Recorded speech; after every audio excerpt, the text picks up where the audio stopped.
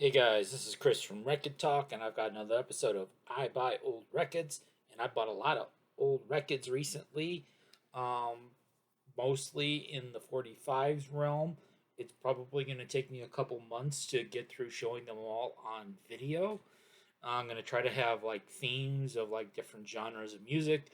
Most of these are came from what I've been describing. I've been posting some pictures on my Instagram at Rekkid Talk, if you want to see those as well, from what I've called the Crazy Chaotic Good Antique Store. So this is a place I've driven by for years and years. Looks pretty much like a junkyard on the outside. There's all kinds of tables, outdoor tables with junk set up on them. And then there's the indoor part as well. And the indoor part had a section with a bunch of 45s, a bunch of albums, some 8 tracks, some 78s. I don't do 8 tracks or 78s. Uh, Old equipment, pretty much that stuff was in terrible condition, but everything's cheap. They pretty much just get stuff and put it on the shelf, so there's no really any regard for condition, desirability. It's very random. Crazy Chaotic Good Antique Store. And so in this one, I'm going to show some of my absolute favorite finds. So the singles there are 5 for $1 or 20 cents each. Uh, Albums are a buck. I didn't get nearly as many albums there. And this is just scratching the surface. So this episode, we're going to do some garage rock and a couple bonuses as well, from like old 50s rock and roll, a little bit of ska rock steady, and a little bit of grunge. So one of the things I found there that I got pretty excited about was Psychotic Reaction by the Count 5 in pretty decent shape. Got it for 20 cents. 1966, sort of a garage rock classic. I know the Cramps cover it um, along the same sort of lines.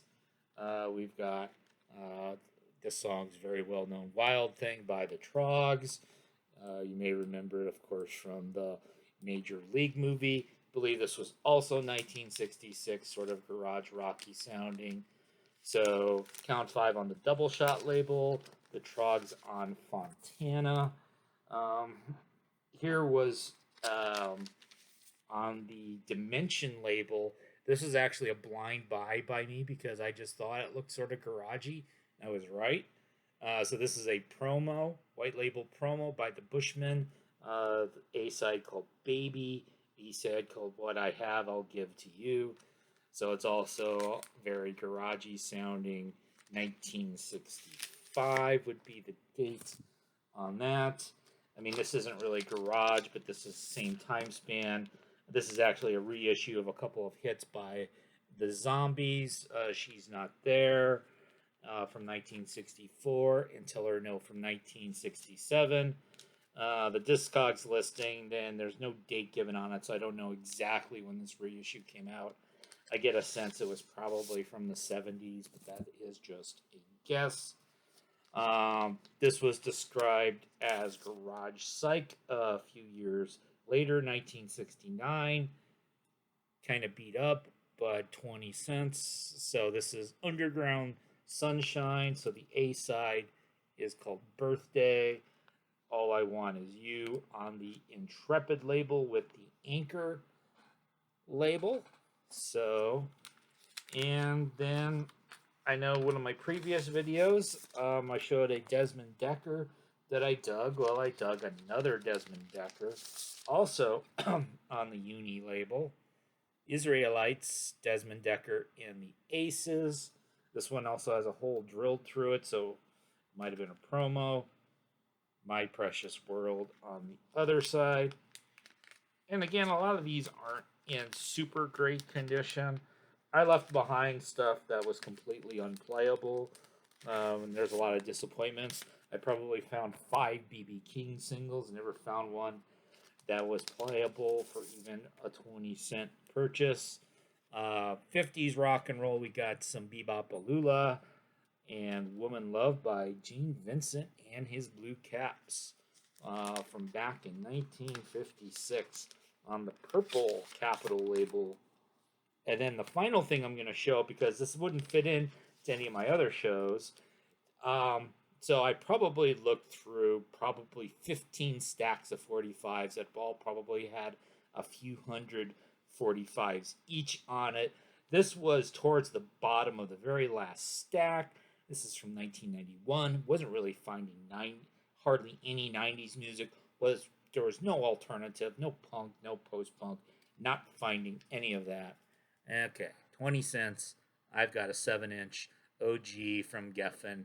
Nirvana, Smells Like Teen Spirit. It's in pretty good shape.